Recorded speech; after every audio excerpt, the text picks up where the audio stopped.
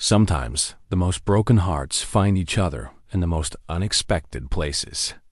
When 7-year-old Clara lost her parents, she thought her world had ended forever.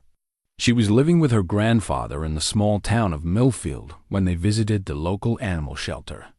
Everyone at the shelter warned them about the German Shepherd in cage 7.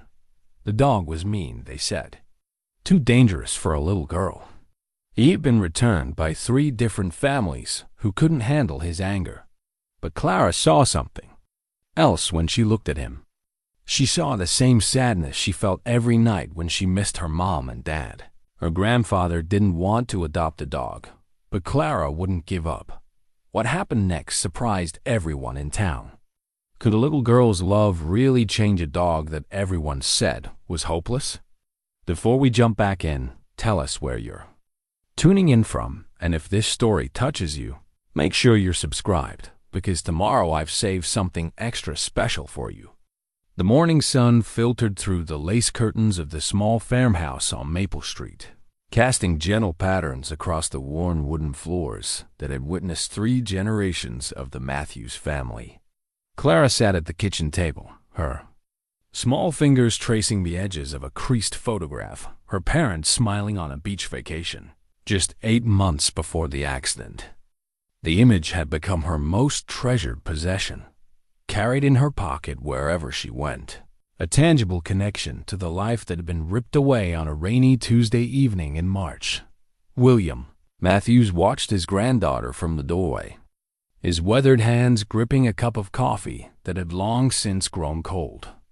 At 72, he had imagined his retirement years would be filled with quiet mornings, tending his garden, and perhaps the occasional visit from his son's family. He had never imagined he would be raising a grieving 7-year-old, trying to fill the impossible void left by David and Sarah's sudden departure from this world. The car accident had taken them both instantly, the police had said. A drunk driver running a red light at 60 miles per hour. No suffering, they assured him, as if that knowledge could somehow ease the crushing weight of loss that settled over Clara like a heavy blanket she couldn't shake off.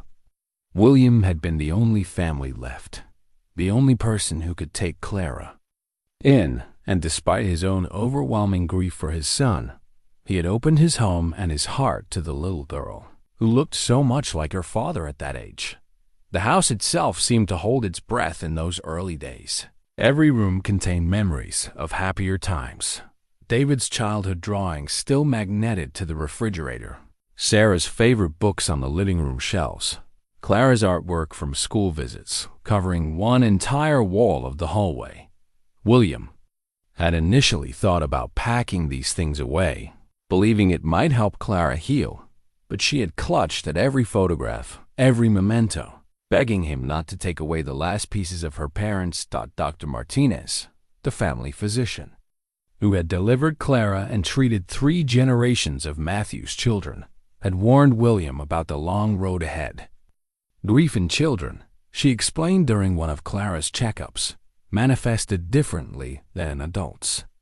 While William dealt with his sorrow through quiet tears and long walks in the garden, Clara's pain revealed itself in sleepless nights, diminished appetite, and a withdrawal from the world that broke his heart daily. The nightmares had started within the first week. Clara would wake screaming for her mother, her small body trembling with terror that no amount of comfort could immediately soothe. William would sit beside her bed for hours, humming the same lullabies David used to sing, stroking her hair until the fear subsided enough for her to drift back into uneasy sleep. The pediatric grief counselor they visited twice a week in the county seat spoke about healing taking time, about patience, about creating new routines and finding ways to honor the memory of those lost while still living fully. But living fully seemed an impossible task when Clara barely spoke above a whisper and refused to play with the children who lived nearby. Mrs. Henderson, their next-door neighbor of 40 years, had tried numerous times to coax Clara into her garden to help with the flowers, something that had always brought the little girl joy before the accident. Clara would stand at the fence, watching the colorful blooms sway in the breeze, But she wouldn't step through the gate that had once been as familiar to her as her own front door. William's military medal, a bronze star earned during his service in Vietnam, lay hidden in the bottom drawer of his bedroom dresser beneath yellowed letters and faded photographs. He had never spoken much about the war, even to his son, but those experiences had taught him about survival, about enduring unimaginable circumstances, about finding strength when everything inside you wanted to surrender. Now, faced with helping Clara navigate her own battlefield of loss, he found himself drawing on reserves of patience and determination he thought had long been depleted. The daily routines they had established were simple but sacred. Breakfast together at 7, even though Clara only picked at her food. A walk around the neighborhood at 8:30, Clara's small hand tucked securely in his weathered one. Quiet time in the living room where Clara would draw or look at books, while William read the newspaper, both of them content to share silence when words felt too difficult. Lunch was usually soup and crackers, something easy that didn't require much effort to prepare or consume. Afternoons were reserved for what William had started calling memory time. Clara would take out the photo albums her parents had meticulously maintained, and together they would look through pictures spanning her short life. William would tell stories about David as a boy, sharing memories that painted her father as both the man she remembered and the child he had once been. These sessions often ended with tears, sometimes Clara's, sometimes his own. Frequently, both, but they seemed necessary, a way of keeping David and Sarah present even in their physical absence. The suggestion to visit the animal shelter had come from Dr. Martinez during Clara's monthly appointment. Research showed, she explained to William privately, that interactions with animals could help children process grief in ways that traditional therapy sometimes could not. Animals didn't judge, didn't ask difficult questions, and are unconditional. Affection could help rebuild a sense of trust and joy that trauma often destroyed. William had initially resisted the idea. Caring for a pet seemed like an additional responsibility he wasn't sure he could handle while trying to learn how to be a parent again at his age. The practical concerns were numerous veterinary bills, training, the possibility that caring for an animal might be too much for Clara's fragile emotional state. But as the weeks passed and Clara's withdrawal from the world deepened, he began to reconsider. The decision to visit the Millfield animal shelter had been spontaneous. On a particularly difficult morning, when Clara had barely touched her breakfast and spent most of the early hours staring out her bedroom window, William had suggested they take a drive. He didn't mention their destination, simply bundled her into his old pickup truck and headed toward the edge of town where the shelter sat nestled between rolling hills and farmland. Clara had shown the first spark of genuine interest he had seen in months when they pulled into the gravel parking lot. The building was modest but well-maintained, with cheerful painted murals of dogs and cats decorating the exterior walls. A sign near the entrance proclaimed, "Every animal deserves love," in bold. Colorful letters that seemed to capture something Clara had been missing. Hope. As they approached the front door, William felt a mixture of anticipation and apprehension. He had no idea what they might find inside. No way to predict how Clara might respond to the animals waiting for homes. All he knew was that his granddaughter needed something to believe in again, something to awaken the joy that had been sleeping in her heart since that terrible night in March.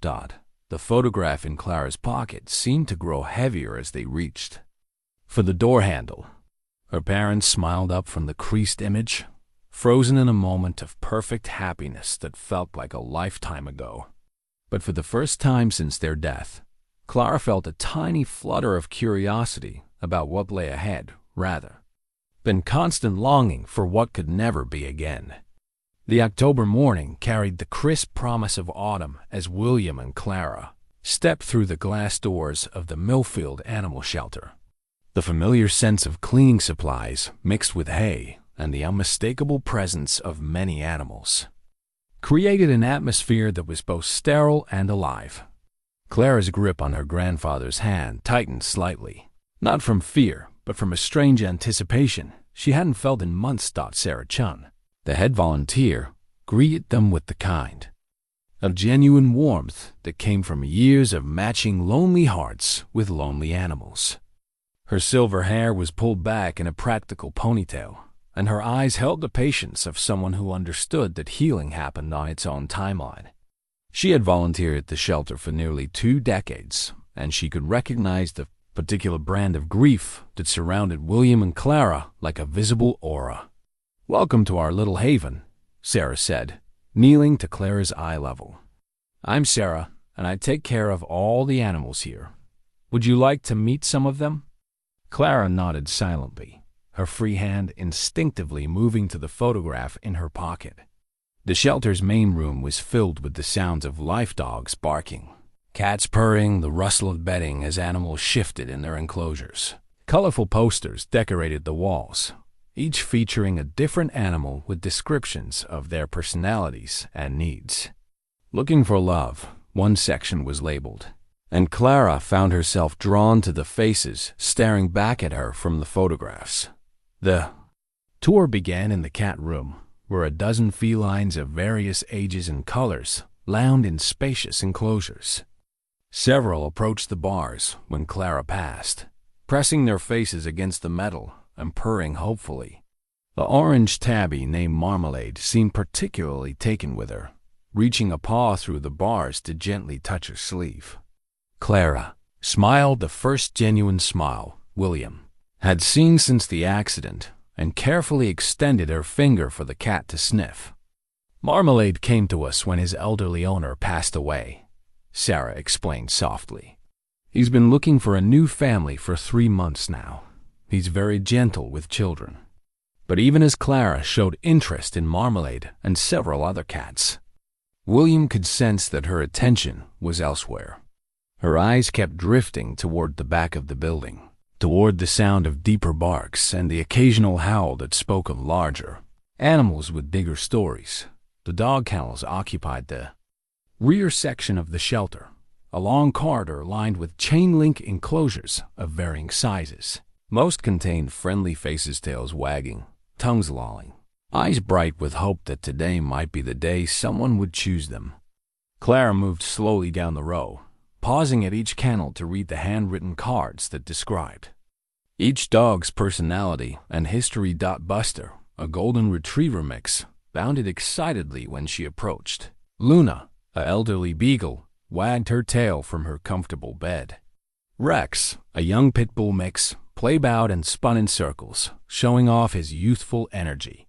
Each dog seemed to sense that Clara might be someone special, someone who could offer the second chance they all desperately needed. It was at the very end of the corridor, in kennel number 7, that Clara stopped completely. The enclosure appeared empty at first glance, but as her eyes adjusted to the shadows in the back corner, she could make out the form of a large German shepherd, pressed against the far wall as if trying to disappear into the concrete itself. Unlike the other dogs who had eagerly approached their kennel doors, this one remained motionless except for his eyes, which tracked Clara's movement with a mixture of wariness and something that looked almost like recognition.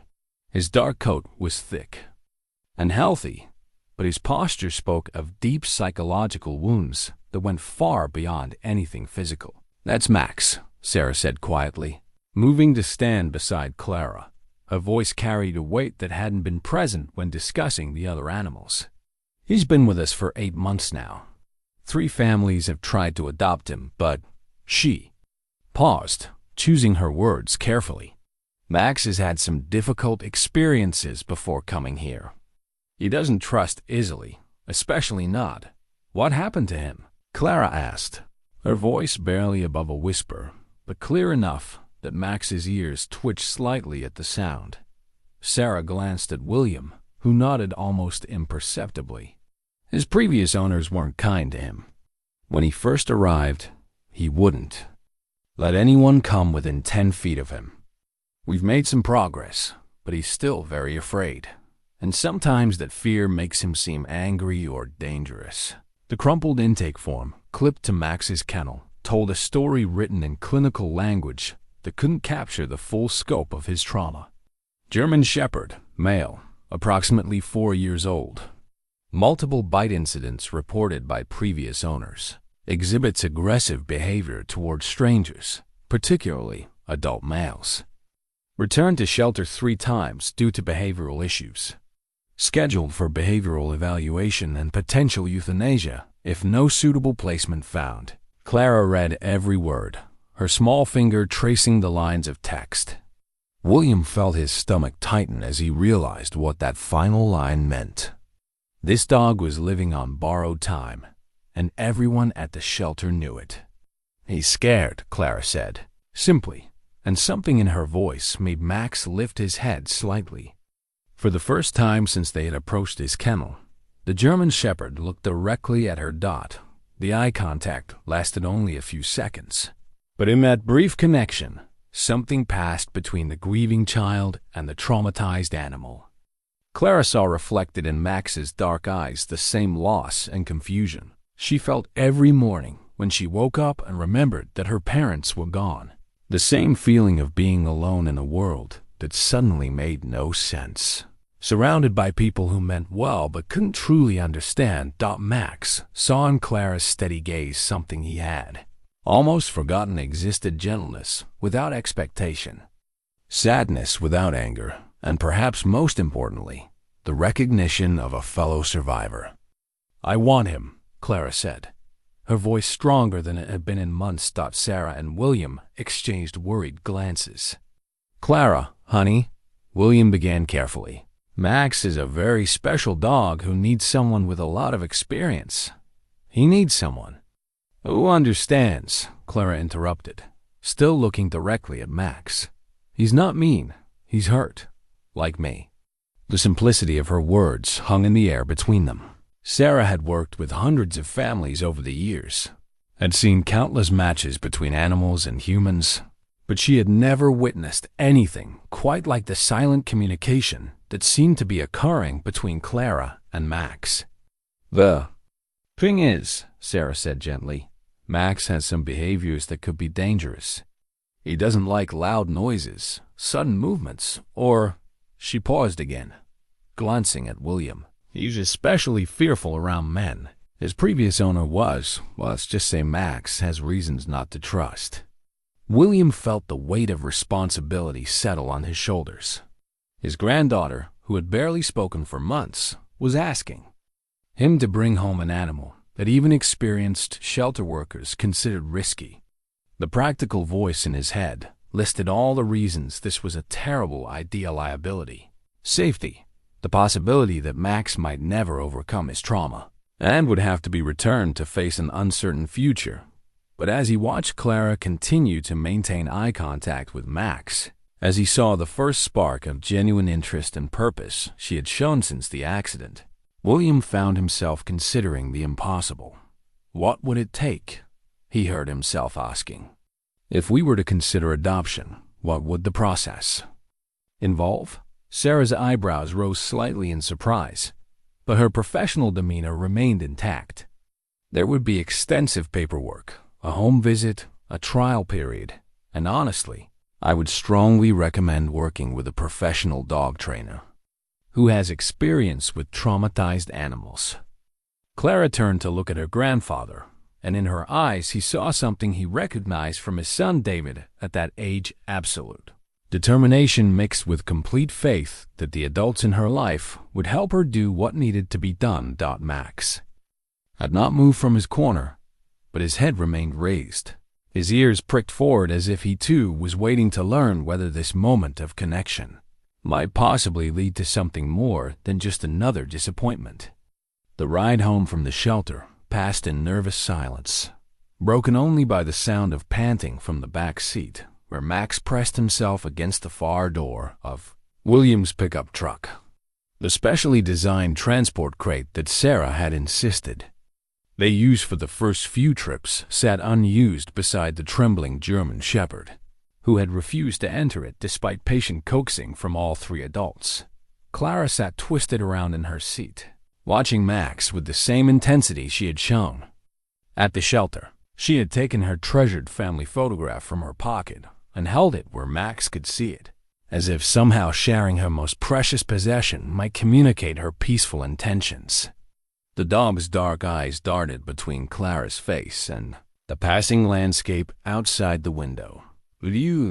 His body language, radiating anxiety and confusion. William gripped the steering wheel tighter than necessary as they turned onto Maple Street. The 3-day waiting period required by the shelter had passed in a blur of preparation, purchasing food bowls, a sturdy leash, toys that Sarah recommended for anxious dogs, and most importantly, dog-proofing the house to create the safest possible environment for everyone involved. The moment they pulled into the driveway, Max's panting intensified. His eyes darted frantically as he took in the unfamiliar surroundings.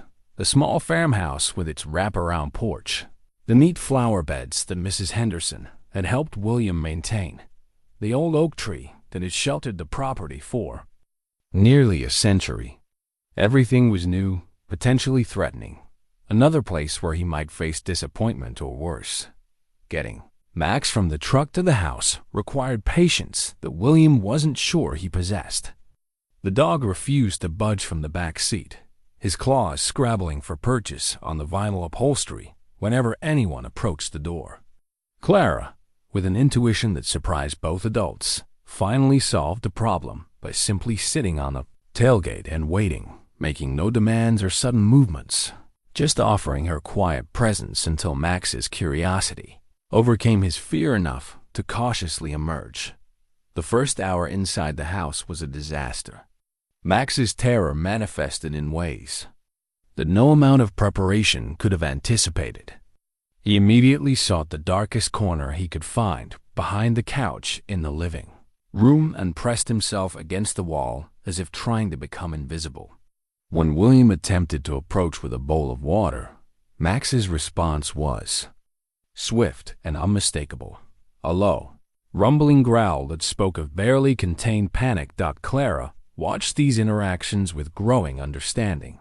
"He thinks you're going to hurt him," she told her grandfather matter-of-factly.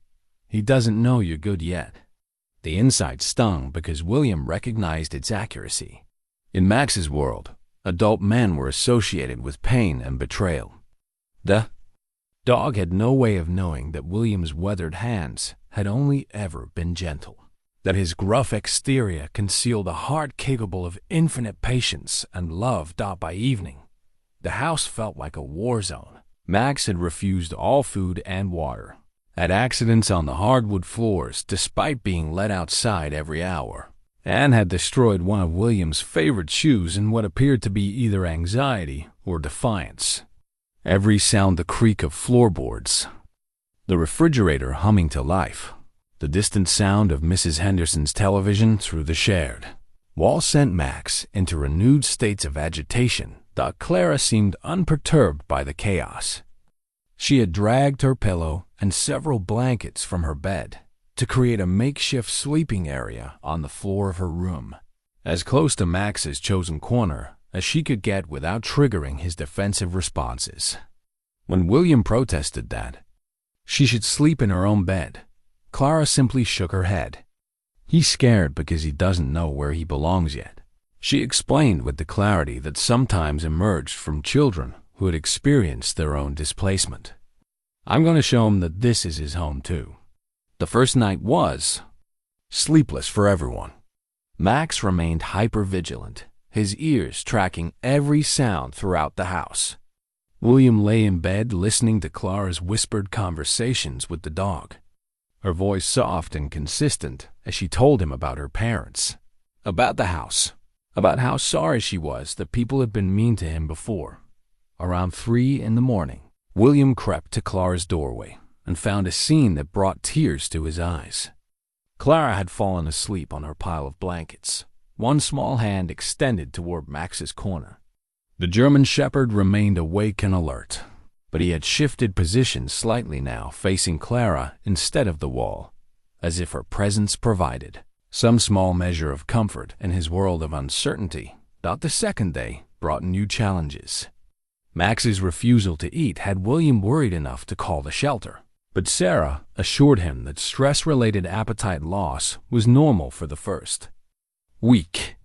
She suggested leaving small amounts of food near Max's chosen spot and allowing him to eat only when he felt safe, even if that meant meals happened at odd hours or not at all. Initially, Clara took charge of the feeding protocol with a methodical approach that surprised William. She placed Max's bowl just outside his comfort zone, then retreated to give him space. When he refused to approach the food, she moved it closer to his corner and tried again later. Her patience seemed infinite, her faith in eventual success unshakable. "He'll eat when he's ready," she told William after the dog had ignored his third meal. "When I first came here, I didn't want to eat either, but you didn't give up on me." The comparison hit William like a physical blow. He suddenly saw the parallels between Clara's arrival 6 months earlier, withdrawn, fearful, refusing comfort, and Max's current struggle to trust that this new place might actually offer safety instead of more trauma. Both had been thrust into unfamiliar situations through circumstances beyond their control. Both had lost everything they once knew as home. By the third day, small signs of progress began to emerge. Max had discovered that Clara's presence meant no demands, no forced interactions, just quiet companionship. When she sat on the floor near his corner doing homework or drawing, he would occasionally lift his head to watch her, his expression shifting from constant wariness to something that might eventually become curiosity.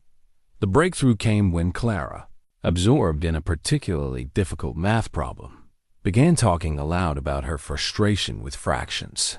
As her voice rose slightly in annoyance at the homework, Max's ears pricked forward with what looked like concern. When Clara sighed heavily and put her head in her hands, Max took 3 tentative steps toward her before stopping, torn between his instinct to comfort and his learned fear of human contact. Clara noticed the movement immediately. Without looking directly at Max, without making any sudden gestures, she simply said, "It's okay. You don't have to be scared. We're both learning how to be here together." Something in her voice, the same gentleness that had drawn him to her, at the shelter, combined with a recognition that they were both outsiders trying to find their place, made Max take one more step forward. It wasn't much, but it was enough to plant the first seed of trust between them. 2 weeks after Max's arrival, Clara had developed a routine that revolved entirely around his needs and healing. Every morning after breakfast, she would walk to the Millfield Public Library, a brick building 3 blocks from their house that had become her sanctuary of research and learning. Mrs. Patterson, the elderly librarian, had grown accustomed to seeing the serious 7-year-old arrive each day with a small notebook and a determined expression. "Back for more dog books, dear?" Mrs. Patterson would ask, and Clara would nod solemnly before heading straight to the animal behavior section that had become as familiar to her as her own bedroom. Clara's notebook filled rapidly with carefully copied information about canine trauma, trust-building exercises, and rehabilitation techniques. She read about pack behavior, about how dogs communicated through body language, about the long-term effects of abuse on animal psychology. The technical language didn't deter her. She simply asked Mrs. Patterson to help her understand the bigger words, absorbing each new concept with the intensity of a graduate student. The bright red training leash had cost Clara 3 weeks of allowance money that William had been giving her for small chores around the house. She had seen it in the window of Morrison's Pet Supply and had saved every penny until she could purchase it herself. The act of buying something specifically for Max felt important to her, a tangible investment in his future that went beyond the supplies William had already provided. "This is yours," she had told Max that evening, showing him the leash from across the room. "When you're ready, we can go for walks together, but only when you want to." The leash hung on a hook by the front door, a promise of adventures that would come when Max felt secure enough to trust that leaving the house didn't mean abandonment or danger. It was during one of Clara's library visits that she met Mrs. Chun, though she didn't know at the time that this elderly woman would become one of Max's most important advocates. Clara had been struggling to understand a particularly complex passage about fear-based aggression when a gentle voice beside her said, "That's a very advanced book for someone your age." Mrs. Chun was small and elegant, with silver hair pulled back in a neat bun and eyes that radiated both intelligence and kindness. She had retired from veterinary practice 5 years earlier, but still volunteered at the clinic twice a week, and her experience with traumatized animals spanned 4 decades. "Are you studying animal behavior for school?" Mrs. Chun asked, settling into the chair beside Clara. "I'm trying to help my dog," Clara replied seriously. "He's scared because people were mean to him before, and I want to make him feel safe." Something in Clara's earnest explanation must have touched Mrs. Chun, because she spent the next hour helping Clara understand the more complex concepts in the veterinary texts. She explained how trauma affected the animal brain, how trust had to be rebuilt slowly and carefully, and most importantly, how love alone wasn't always enough. Patience and consistency were equally crucial. "Would you like me to meet your dog sometime?" Mrs. Chun offered as they prepared to leave the library.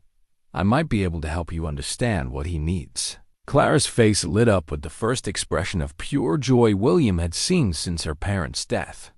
Having a real veterinarian believe in Max's potential for healing felt like validation of everything she had been working toward. At home, Clara's methodical approach to building Max's trust continued to yield small but significant results. She had learned to recognize his body language, the subtle differences between fear-based alertness and simple watchfulness, the way his ears shifted position when he was curious versus when he was preparing to retreat, the almost imperceptible relaxation of his shoulders when he felt relatively safe. The feeding routine had evolved into a carefully choreographed dance. Clara would place Max's bowl in the same spot every day, then retreat to her homework corner while he decided whether to approach. The first time he ate while she was in the same room, albeit as far away as possible, had felt like a major victory. Now, 3 weeks later, he would eat even when she was within 10 feet, though he kept one eye on her at all times. Max's relationship with William remained significantly more challenging. The dog's fear of adult men seemed deeply ingrained, and every well-intentioned gesture from Clara's grandfather was met with defensive posturing or hasty retreats. William had learned to communicate with Max primarily through Clara, asking her to convey messages like when it was time for meals or when the back door was open for outside breaks. "He knows you're trying to be nice," Clara assured her grandfather during one of their evening conversations. "His brain just can't tell the difference between good men and bad men yet. Mrs. Chun says it's like having a broken alarm system. Everything seems dangerous, even when it's not." The validation from Mrs. Chun's expertise had given Clara confidence in her approach, and William found himself deferring more and more to his granddaughter's insights about Max's needs. It was an unusual dynamic, a 7-year-old, effectively serving as translator between a traumatized animal and a concerned adult, but it seemed to be working. Clara's dedication to Max's rehabilitation had unexpected side effects on her own healing. The nightmares that had plagued her for months became less frequent as her attention focused on helping Max through his own troubled sleep. She began eating more regularly, motivated by the need to maintain her strength for the physical and emotional demands of working with a large, unpredictable dog. Most remarkably, she started talking about the future again, not just immediate plans for Max's training, but longer-term dreams of becoming a veterinarian herself someday. The first time Max allowed Clara to touch him was during week 4 of his residency. She had been sitting on the floor reading aloud from one of her library books, and Max had gradually moved closer to listen to her voice. When she absently extended her hand while turning a page, Max surprised both of them by gently pressing his nose against her palm. The contact lasted only seconds before Max retreated to his corner, but Clara sat perfectly still, staring at her hand as if it had been touched by magic. That night, she told William about the moment with a reverence usually reserved for discussing her parents' memory. "He's starting to trust me," she whispered, and William could hear in her voice the same wonder that had characterized her discoveries about the world before tragedy had stolen her innocence. "He's getting better, Grandpa." "We both are." 6 weeks into Max's residency at the Matthews house, Clara had created what could only be described as a scientific approach to rehabilitation. The colorful poster board that covered one wall of her bedroom would have impressed any professional. Animal behaviorist, a detailed chart tracking Max's daily progress with categories for food consumption, sleep patterns, social interactions, and stress indicators. Each evening before bed, Clara would update the chart with small colored dots: green for positive behaviors, yellow for neutral interactions, and red for setbacks. The pattern that emerged over the weeks told a story of gradual improvement punctuated by occasional difficult days, a visual representation of the complex journey from trauma to healing. "Look, Grandpa," Clara would say during their nightly chart reviews, pointing to the increasing clusters of green dots. "He's having more good days than bad days now.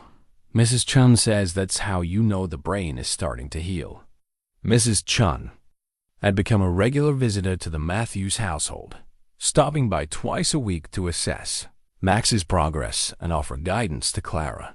Her professional observations confirmed what Clara's intuitive approach had already discovered: Max was indeed healing. But his recovery followed the unpredictable timeline common to all trauma survivors. The breakthrough in Max's relationship with Clara had opened new possibilities for training and socialization. Clara could now sit within arm's reach of Max without triggering his flight response, and he had begun showing signs of protective behavior toward her. When Mrs. Henderson's grandson had visited the previous week and spoken too loudly while playing in the backyard, Max had positioned himself between Clara and the window, his body language alert but not aggressive. However, Max's fear of William remained a significant obstacle. The German Shepherd would tolerate William's presence in the same room, but any direct approach still resulted in defensive posturing and hasty retreats. William had learned to move slowly and predictably around the house, to speak in quiet tones, and to avoid making eye contact that Max might interpret as threatening. The situation became more complex when Clara started second grade at Millfield Elementary. Her teacher, Mrs. Rodriguez, had been briefed about Clara's family situation and was prepared to provide additional support during the adjustment period. What she hadn't expected was how dramatically Clara's focus had shifted from her own grief to Max's rehabilitation. Clara seems much more engaged than she was last spring, Mrs. Rodriguez told William during their first parent-teacher conference. "But I'm concerned that she's becoming socially isolated from her classmates. At recess, instead of playing with other children, she sits alone and works on what appears to be training plans for her dog." The isolation wasn't entirely Clara's choice. Word had spread through the small school about the dangerous dog that the Matthews family had adopted, and several parents had instructed their children to avoid Clara's house. The few classmates who had shown interest in visiting were quickly discouraged when their parents learned about Max's presence in the home. That it was during one of these lonely recesses that Jake Morrison first approached Clara. Jake was 8 years old, the son of the family that owned Morrison's Pet Supply, and he had been watching Clara work on her training charts with growing curiosity. Unlike the other children who whispered about the scary dog, Jake's family business had given him exposure to many animals, including some with behavioral challenges. "Is that really a training schedule?" Jake asked, sliding onto the bench beside Clara during lunch period. Clara looked up from her notebook, Surprised by the genuine interest in Jake's voice rather than the fearful curiosity, she had grown accustomed to her other children. "Yes," she replied cautiously. "I'm documenting Max's progress so Mrs. Chun can help me understand what's working." Jake studied the detailed charts and schedules with the appreciation of someone who understood the complexity of animal behavior. His father had often brought home stories from the pet store about difficult animals who had found success with patient, consistent training. "My dad says German Shepherds are really smart," Jake offered. "He thinks most behavioral problems come from the people, not the dogs." This comment sparked the first real friendship Clara had formed since her parents' death. Jake's acceptance of Max as a dog worth saving, rather than a threat to be feared, created a bond that would prove crucial in the weeks to come.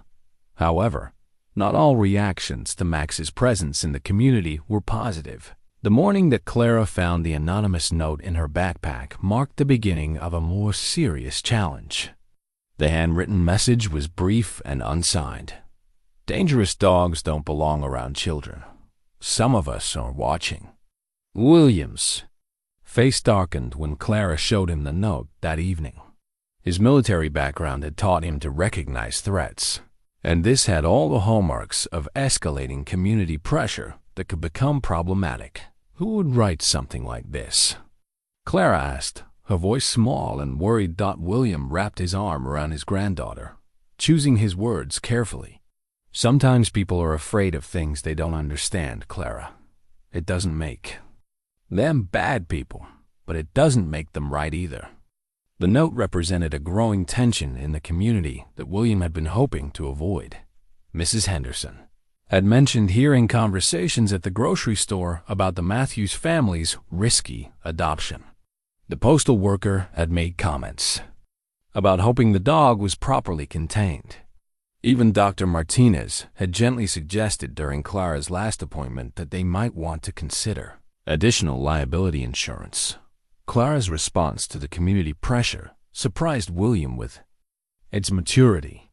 Rather than becoming defensive or angry, she seemed to view the skepticism as simply another problem to be solved through patient demonstration of Max's progress. "They just need to see that he's getting better," she told her grandfather with the same matter-of-fact tone she used when discussing Max's training milestones.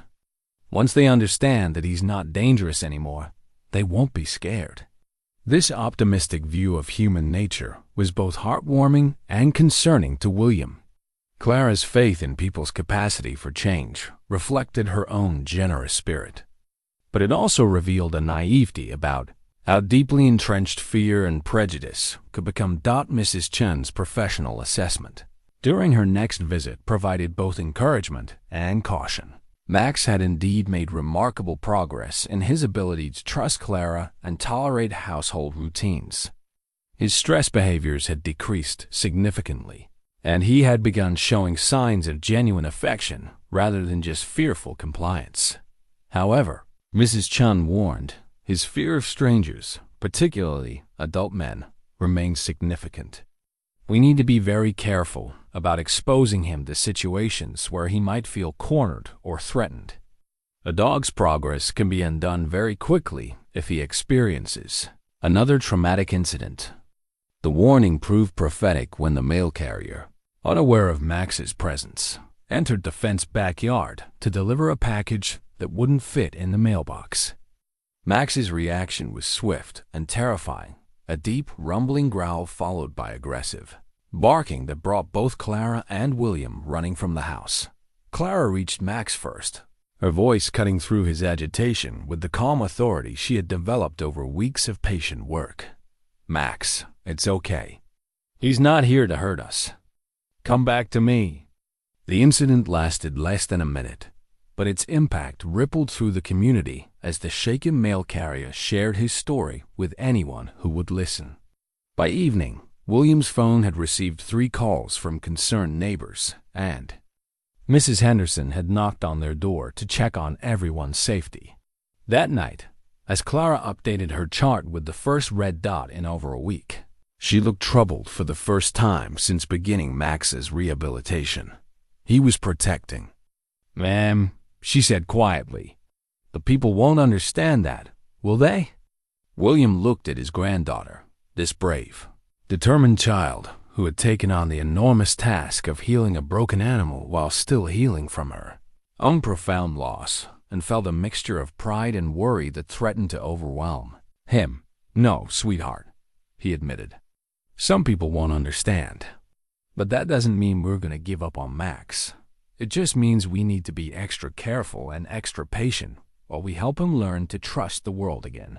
The setback with the mail carrier left Clara questioning everything she thought she understood about Max's progress. For the first time since beginning his rehabilitation, she found herself lying awake at night, staring at the ceiling and wondering if the anonymous note writer might be right. Maybe some dogs were too damaged to ever truly heal. Maybe love and patience weren't enough to overcome the deep scars left by human cruelty. It was during one of these sleepless nights that William made a decision that would change everything.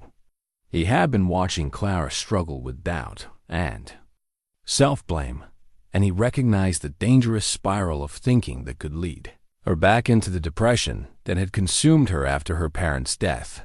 Something needed to be done to restore her faith, not just in Max's potential, but in her own ability to make a difference in the world. The next morning, William appeared at Clara's bedroom door, carrying a worn leather journal that she had never seen before. The cover was faded and soft with age, and the pages inside were filled with her father's distinctive handwriting.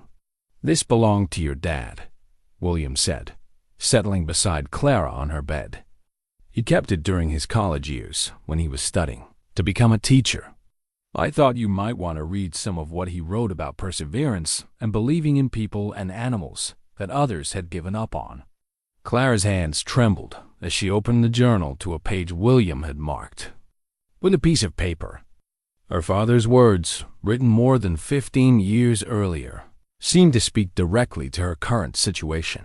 "Today, I met a student that everyone said was hopeless, too angry, too damaged by his circumstances to ever succeed in school. But I've learned that labels like hopeless usually say more about the person applying them than about the person receiving them. Every soul deserves someone who believes in their potential for growth and change. Sometimes the most broken spirits just need more time, more patience, and more love than others. That doesn't make them less worthy. It makes them more precious when they finally trust enough to let healing begin." The passage brought tears to Clara's eyes, not just because it was written in her father's familiar handwriting, but because it perfectly captured everything she felt about Max and their journey. Together, her father would have understood. He would have supported her decision to see potential where others saw only problems. "He was writing about a student," William explained gently, "but the same wisdom applies to Max. Your father never gave up on anyone, Clara. It's one of the reasons he was such a good teacher and such a good man." The journal became Clara's new source of strength during the difficult days that followed. When Max had setbacks, when community pressure mounted, when her own faith wavered, she would read her father's words about the transformative power of unconditional belief in others. The breakthrough came during the second week of November, when Clara and Max were walking on their usual route through the neighborhood. They had just passed the elementary school when a stray dog, a large, aggressive-looking pit bull mix, appeared from behind a parked car and began approaching them with obvious hostile intent. Clara's first instinct was fear, both for herself and for Max. She knew that any aggressive incident involving Max would likely seal his fate with the community and possibly with animal control. But as the stray dog continued its approach, growling and showing signs of territorial aggression, something unexpected happened. Max stepped forward, placing himself between Clara and the approaching threat. His posture was confident but not aggressive, the stance of a protector rather than an attacker. He issued a single authoritative bark that communicated clear boundaries without escalating the situation. The stray dog, recognizing the clear message from a larger, more confident animal, backed down and eventually retreated. The entire incident lasted less than 2 minutes, but it was witnessed by Mrs. Rodriguez, Clara's teacher, who had been leaving the school when she saw the confrontation unfold. Her account of Max's protective but controlled behavior began to shift some community perceptions. "That dog didn't attack," Mrs. Rodriguez told her husband that evening, a conversation that was repeated at the grocery store, the post office, and eventually throughout the small town. "He protected that little girl like a trained guard dog. There was nothing vicious about it, just the animal doing what good dogs do." The incident marked a turning point in Max's relationship with the community, but it also sparked an idea in Clara's mind that would prove both brilliant and controversial. The annual Founders' Day festival was approaching, a celebration that brought together the entire town for food, games, and community activities. Clara had been watching Max's steady progress and beginning to believe that he was ready for a public demonstration of everything he had learned. "What if we showed everyone how much Max has changed?" she asked William during dinner that night. "What if we proved that he's not dangerous anymore?" William felt his stomach tighten at the suggestion. The festival would draw hundreds of people, including children, elderly residents, and all the community members who had expressed concerns about Max's presence in their neighborhood.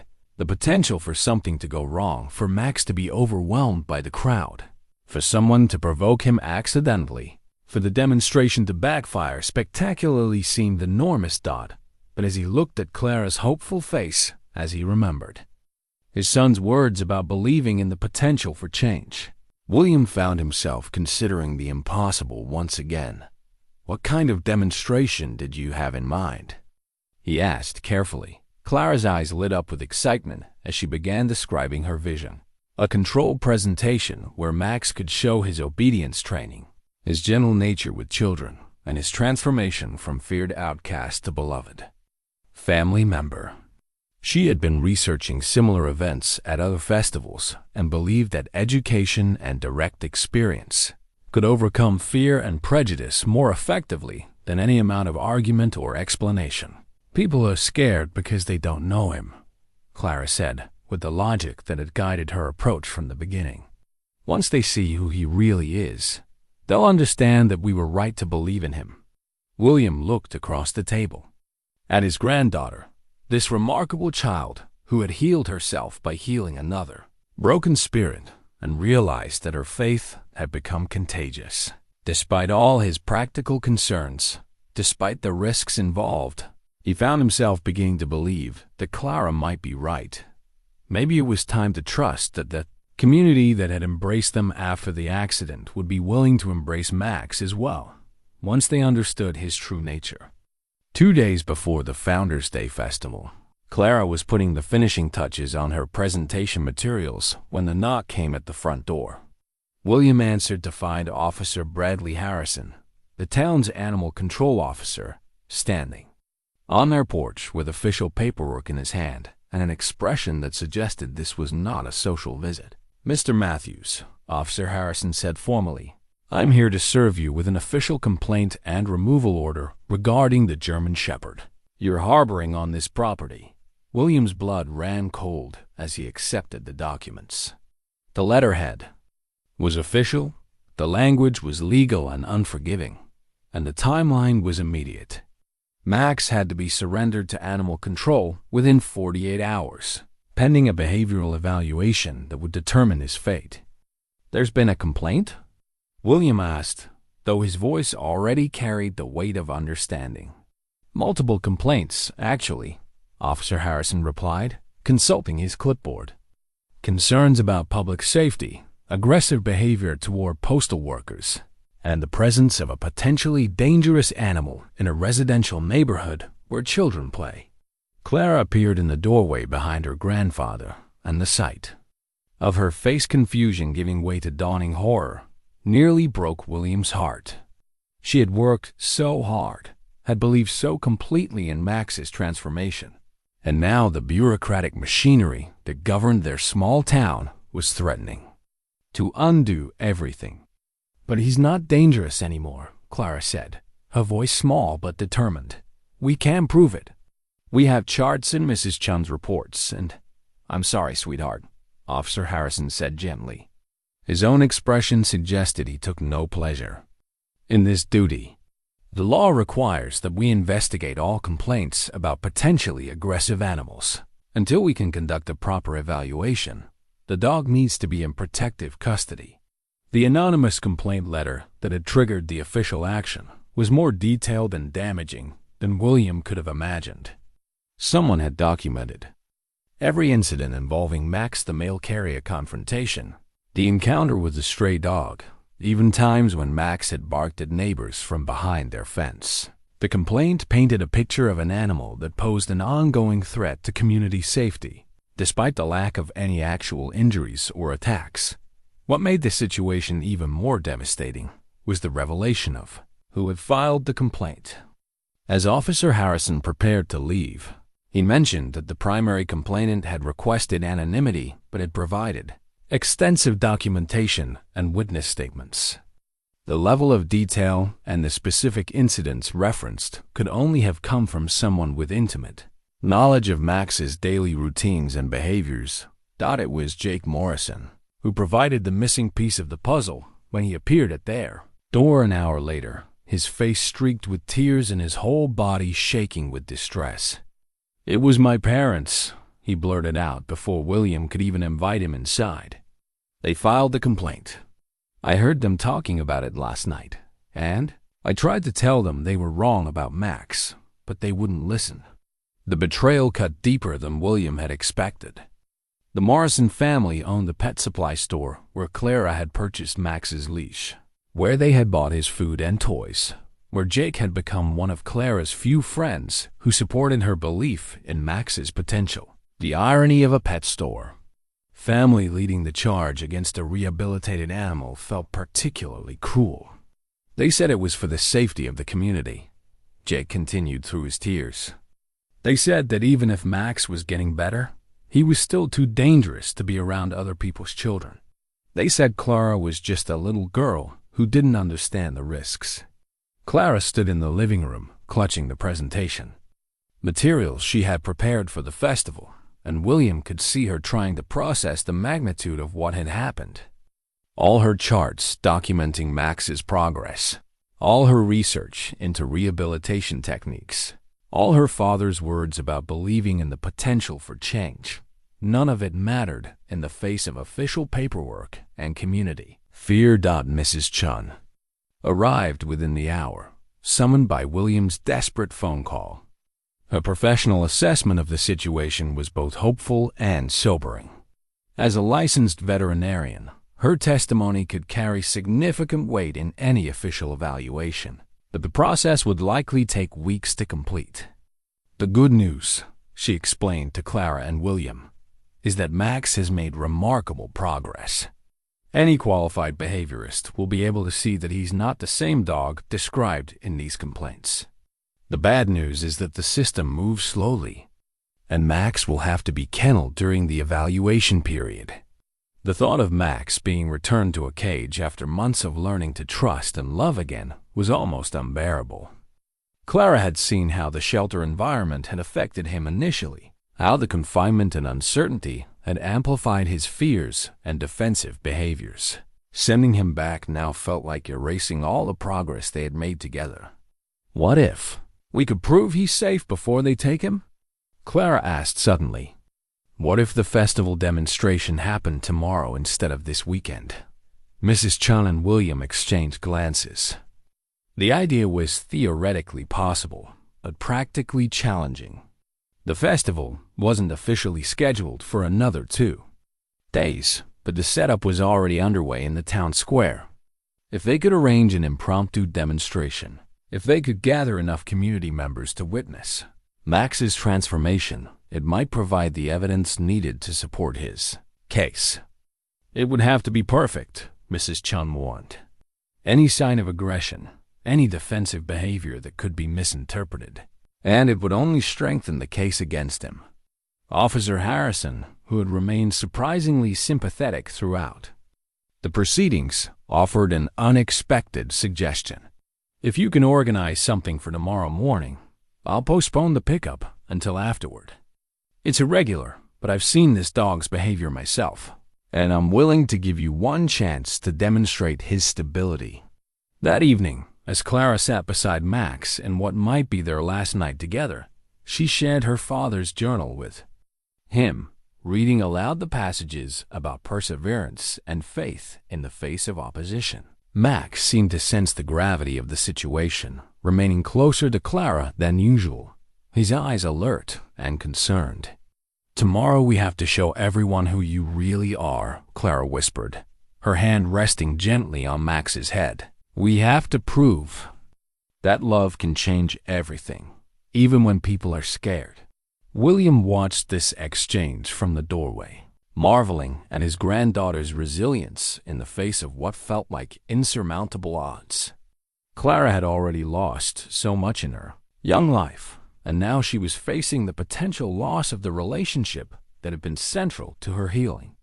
Yet she continued to believe, continued to fight, continued to embody the same spirit of determination that her father had, written about in his journal. The next 12 hours would determine not just Max's fate, but whether Clara's faith in the power of love and patience to overcome fear and prejudice was justified. Everything they had worked for, everything they had built together, would be tested in front of the very community that had initially doubted their journey. The morning of the impromptu demonstration dawned crisp and clear, with autumn sunlight filtering through the maple trees that lined the town square. Clara had barely slept, spending most of the night reviewing her presentation notes and practicing the commands she had taught Max over the past months. Her small index cards, covered with careful handwriting, represented not just a speech but a testament to everything she believed about second chances and the transformative power of love. William had been awake since 4 o'clock, his military training kicking in as he mentally prepared for what felt like the most important mission of his life. The logistics of organizing a community demonstration on such short notice had required calls to nearly everyone they knew, and the response had been both heartening and concerning. Some neighbors had eagerly agreed to attend, curious to see Max's progress firsthand. Others had declined, their fear and skepticism unchanged by months of Clara's patient work. Mrs. Chen arrived at 7:30 with a box of supplies that would help showcase Max's training achievements. She had spent her own sleepless night preparing a professional assessment that could support their case, documenting every behavioral improvement she had witnessed during her visits. Her calm confidence provided a steadying influence as Clara's nerves began to show in the form of restless pacing and constant checking of her presentation materials. "Remember," Mrs. Chun told Clara as they reviewed the demonstration plan one final time, "the goal isn't to prove that Max is perfect. It's to show that he's stable, predictable, and safe. Every command he follows correctly, every gentle interaction he has, will help people understand how much he's changed." Jig Morrison appeared at their door just before 8 o'clock, having clearly been crying but determined to support his friend despite his family's role in creating this crisis. His presence meant more to Clara than she could express in a situation where she felt abandoned by much of the community. Having one peer who still believed in her, and Max provided crucial emotional support. "My parents don't know I'm here," Jake admitted quietly, "but I had to come. I've seen how gentle Max is with you, and it's not fair that people are judging him based on who he used to be instead of who he is now." The walk to the town square felt like a funeral procession to William. Max, sensing the tension from all the adults around him, stayed close to Clara's side, but remained alert and slightly anxious.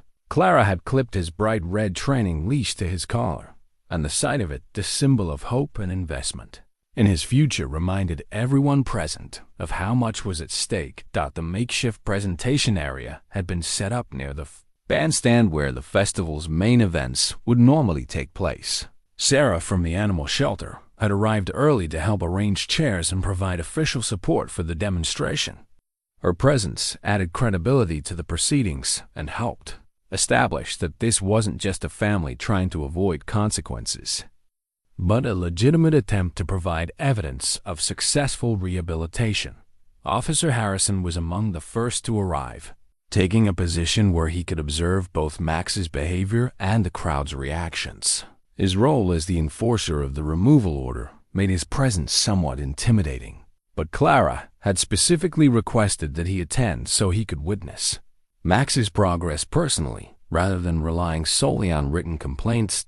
By 9 o'clock, approximately 50 people had gathered in the town square. The turnout included Mrs. Rodriguez from the school, Dr. Martinez, several neighbors from their street, some business owners from downtown, and a mixture of curious residents who had heard about the situation through the small town's efficient gossip network.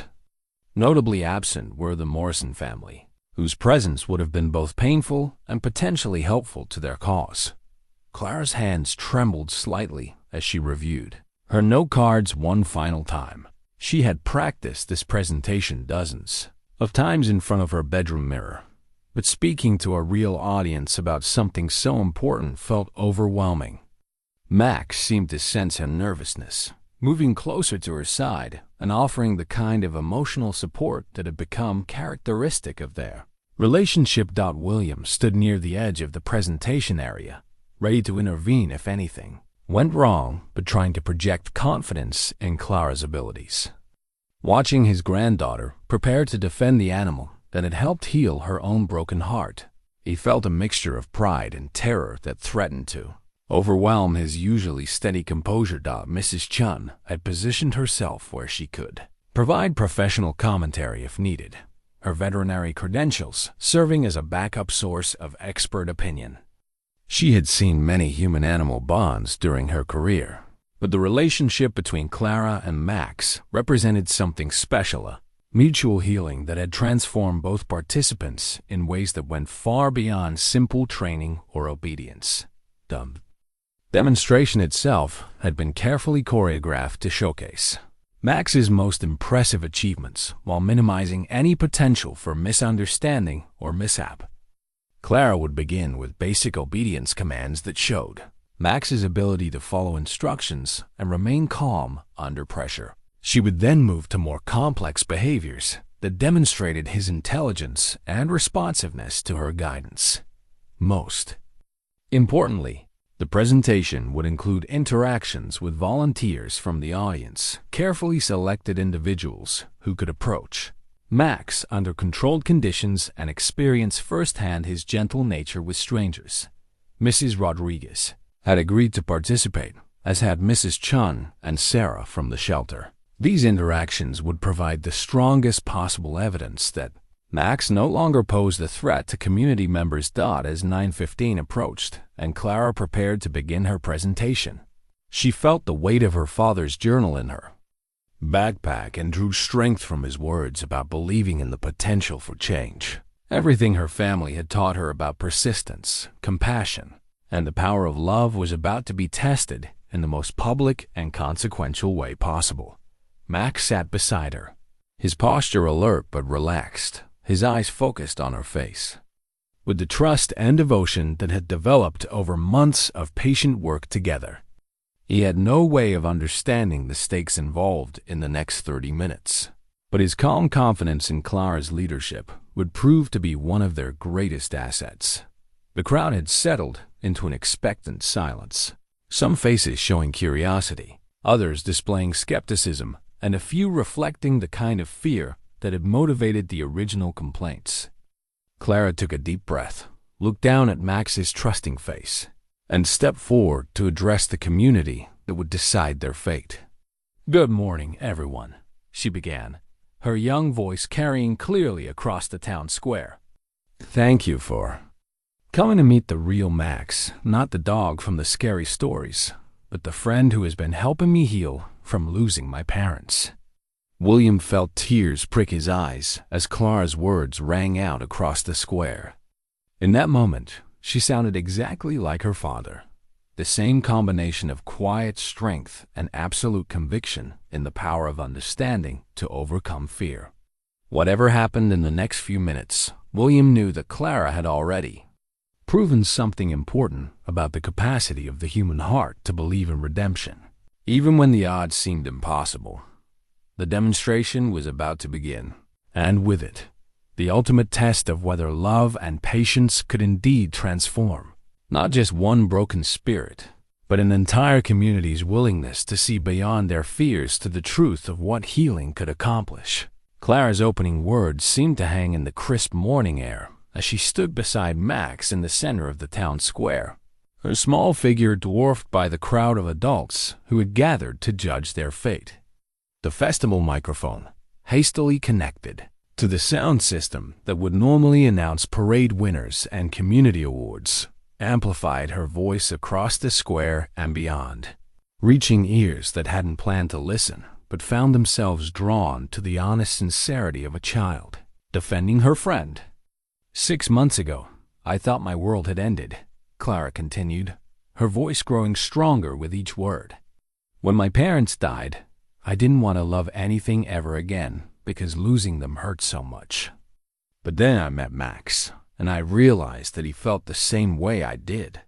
The crowd's initial murmur of conversation had died to complete silence. Even the skeptics found themselves listening as Clara described the parallel journeys of healing that had brought her and Max together. Her words painted a picture not of a dangerous animal and a naive child, but of two wounded souls who had found in each other the strength to trust again. People told me Max was too broken to be fixed, Clara said, her hand resting gently on Max's head. But I've learned that nobody is too broken for love to heal them. You just have to be patient and believe that underneath all that fear and anger, there's still a good heart waiting for someone to see it. Mrs. Rodriguez found herself wiping away unexpected tears as she recognized in Clara's words the same wisdom her father had possessed as a teacher.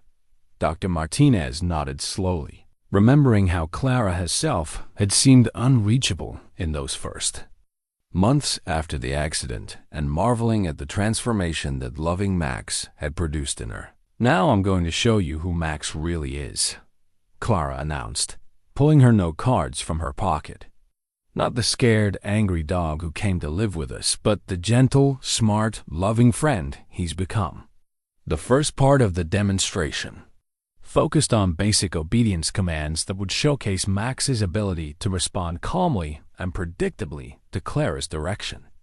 She started with simple requests, stay, down, that Max executed flawlessly despite the unusual environment and crowd of observers.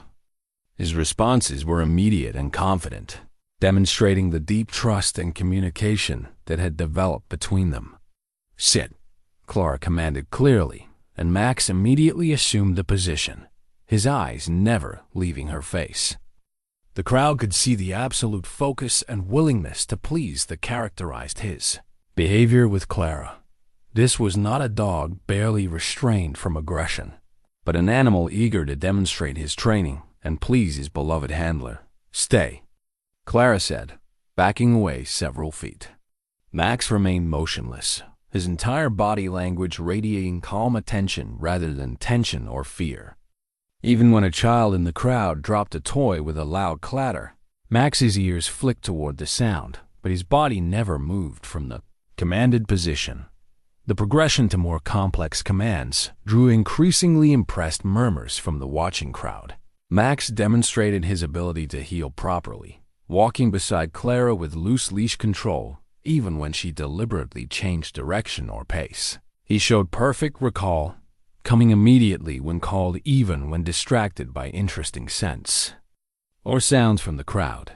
But it was the moment when 4-year-old Anna Martinez, Dr. Martinez's granddaughter, wandered away from her family and approached a demonstration area that provided the most powerful testimony to Max's transformation. The little girl, too young to understand the tension of the situation, simply saw a big dog and wanted to pet him. The crowd collectively held its breath as Emma toddled toward Max, her small hand extended in the universal gesture of a child wanting to make friends with an animal. Several adults started forward to intercept her, but Clara held up her hand, signaling for them to wait. Easy, Max, Clara said softly, and the German Shepherd immediately shifted into what Mrs. Chun recognized as his most gentle mode, lowering his head slightly, relaxing his posture, and allowing the small child to approach without any sign of defensiveness or aggression. Emma's tiny hand patted Max's head clumsily, the way small children touch animals, and Max's response was perfect.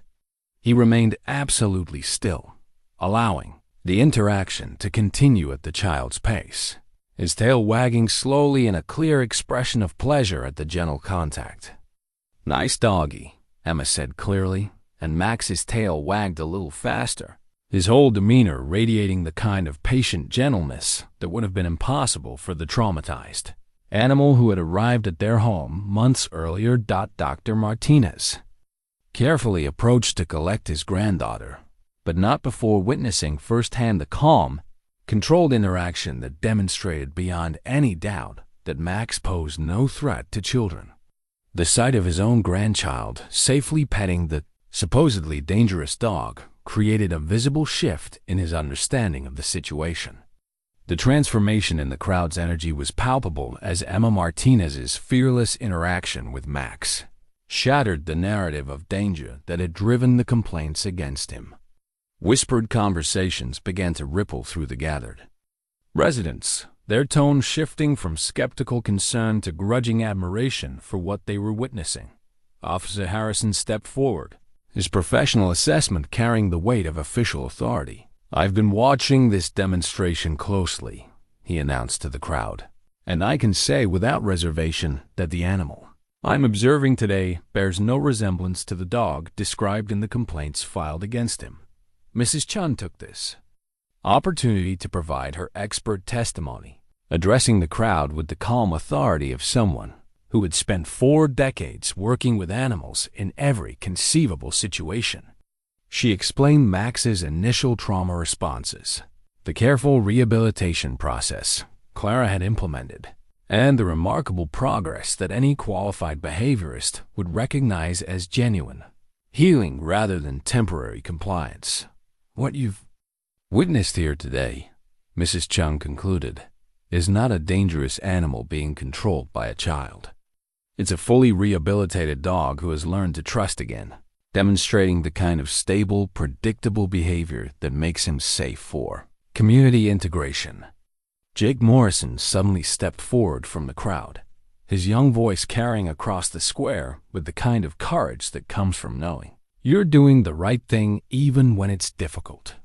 "I need to say something," he called out, looking directly at Clara with tears in his eyes. "My parents filed the complaint against Max," Jake announced, his admission drawing surprised murmurs from the crowd. They were scared because they didn't really know him. "But I've been watching Clara work with Max for weeks, and I've seen how gentle he is, how much he's changed, how much he loves her." The boy's voice cracked with emotion as he continued. "Clara is the bravest person I know. She saw something good in Max when nobody else could, and she never gave up on him even when it was hard. If we take Max away from her now, we're punishing both of them for other people's fears." Jake's public apology in defense of Clara created a ripple effect through the crowd. Mrs. Henderson, who had initially been among the concerned neighbors, stepped forward to add her voice to the growing chorus of support. "I've been watching this family from next door," she said, her voice carrying the authority of someone who had lived in the community for decades. "I've seen Clara with that dog every single day, and I've never once felt afraid or concerned for her safety. What I've seen is a little girl who lost everything finding healing by helping another lost soul." Sarah from the animal shelter provided the final piece of professional testimony that would prove crucial in the official decision. "As someone who works with abandoned and traumatized animals every day," she said, "I can tell you that what Clara has accomplished with Max represents the gold standard of animal rehabilitation.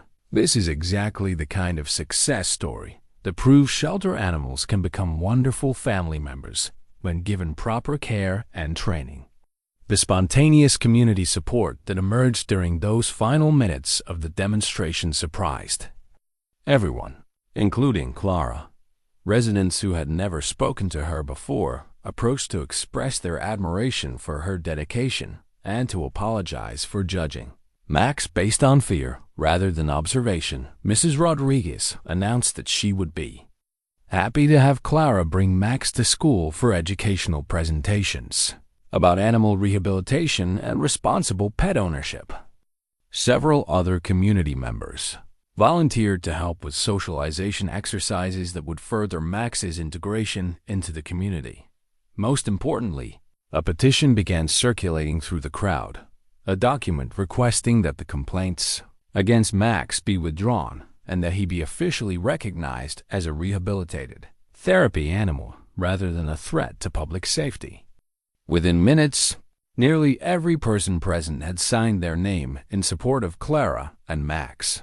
Officer Harrison reviewed the petition and the professional testimonials that had been presented, then made the decision that would determine Max's fate.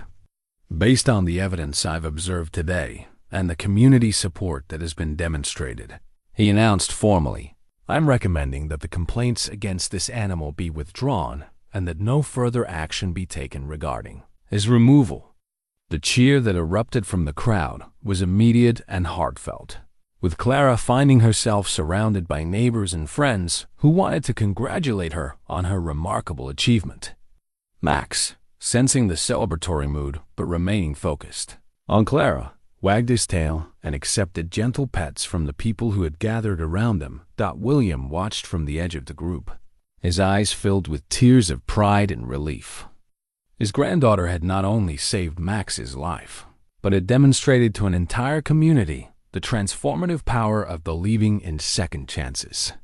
The scared, withdrawn child who had come to live with him months earlier had become a confident advocate for the voiceless, embodying the same spirit of compassion and determination that her father had possessed.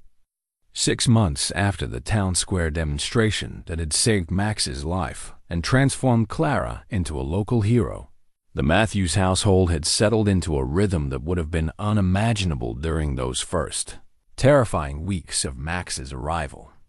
The morning sun streamed through the kitchen windows as Clara prepared Max's breakfast, her movements efficient and practiced, the daily routine now second nature to both of them. Max sat patiently beside his food bowl, no longer the cowering, traumatized animal who had pressed himself against walls in terror. His coat gleamed with health. His eyes held the confident alertness of a dog who knew he was loved and valued, and his entire posture radiated the security that came from understanding his place in the world. When Clara gave the gentle okay that signaled mealtime, Max approached his food with enthusiasm rather than the fearful gulping that had characterized his early days with them. The transformation in their daily life extended far beyond the house itself. 3 times a week, Clara and Max visited Sunset Manor, the local nursing home where Max had been officially registered as a therapy dog. The elderly residents who had initially been skeptical of the large German Shepherd now eagerly anticipated his visits, delighting in his gentle interactions and the obvious joy he brought to Clara as she guided him through the halls. Mrs. Patterson at the library had designated a special corner where Clara could bring Max during her research sessions, and the sight of the serious young girl studying animal behavior books while her rehabilitated dog dozed peacefully beside her had become one of the library's most cherished scenes. Other children had begun approaching Clara for advice about their own pets, and she had started an informal after-school program teaching basic training techniques. The annual memorial service for Clara's parents in early spring had marked another milestone in her healing journey. For the first time since their death, Clara had been able to visit their graves without the overwhelming despair that had characterized previous attempts. Max had accompanied her, providing the emotional support that allowed her to share stories about her parents with William, to laugh at remembered moments of joy, and to acknowledge her grief without being consumed by it. They would have loved you, Clara had told Max as they sat beside the headstones that bore her parents' names. Dad always said that the measure of a person or a dog isn't where you start, but how far you're willing to grow. Jake Morrison had become one of Clara's closest friends, their bond strengthened by the crisis they had weathered together. His parents had eventually apologized for their role in filing the complaint, and Mr. Morrison had become one of Max's strongest supporters, often featuring Clara and Max's story in his pet store newsletter as an example of successful rehabilitation. Mrs. Chen continued her weekly visits, but now they were social calls rather than professional consultations. She had taken to bringing other challenging cases to Clara's attention, seeking the child's intuitive insights about animal behavior and rehabilitation strategies. Clara had expressed serious interest in pursuing veterinary medicine when she was older, and Mrs. Chen had become an unofficial mentor for her academic planning. The homemade training chart that had once tracked Max's daily progress had been replaced by a new family portrait, a professional photograph taken during the previous month's Founders' Day festival, where Clara and Max had been honored as guests of distinction. The image captured the 3 generations of the Matthews family: William with his arm around Clara, Clara with her hand resting on Max's head, and Max sitting proudly beside them. His transformation complete. William had started keeping his own journal, inspired by the rediscovery of his son's writings and the daily miracles he witnessed in his granddaughter's relationship with Max. His entries documented not just Max's continued progress, but Clara's evolution from a grieving child into a confident young advocate for animal welfare and second chances. Today, Clara helped a neighbor family whose rescue puppy was having behavioral issues, read one recent entry. Watching her patiently explain training techniques and share her experience with trauma recovery, I saw David's teaching spirit alive in her. She has learned that healing others is one of the most powerful ways to heal yourself. The community that had once feared Max's presence now celebrated him as a symbol of hope and transformation. Children who had been taught to be afraid of dangerous dogs learned from Clara's example that patience and understanding could overcome fear and prejudice. Adults who had supported the original complaints had become advocates for giving shelter animals second chances.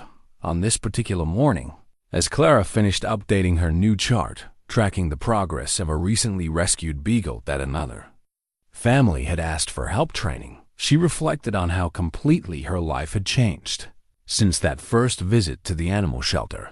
The scared, grieving child who had seen her own pain reflected in Max's eyes had grown into someone who understood that broken spirits could indeed mend each other through unconditional love. Max stretched out beside her on the floor, his massive frame relaxed and content, occasionally lifting his head to check on Clara's activities. The trust between them had become so complete that words were often unnecessary. They communicated through glances, gestures, and the kind of intuitive understanding that develops between souls who have saved each other. The Warren family, photograph that Clara had carried everywhere during those first difficult months, now shared space on her nightstand with pictures of Max, with certificates recognizing their therapy work, and with letters from children in other communities who had heard their story and found courage to advocate for animals in their own neighborhoods. As Clara prepared for another day of school, therapy visits, and training sessions, she paused to look at the newest addition to her wall, letter from the State Veterinary Association inviting her to speak at their annual conference about innovative approaches to animal rehabilitation. At 8 years old, she had become a recognized expert in the field that had chosen her as much as she had chosen it. Max rose to accompany her to the door, ready for whatever adventures the day might bring. Their journey together had taught both of them that love truly could heal the deepest wounds, that patience could overcome the greatest fears, and that sometimes the most important thing one broken heart could do was reach out to another.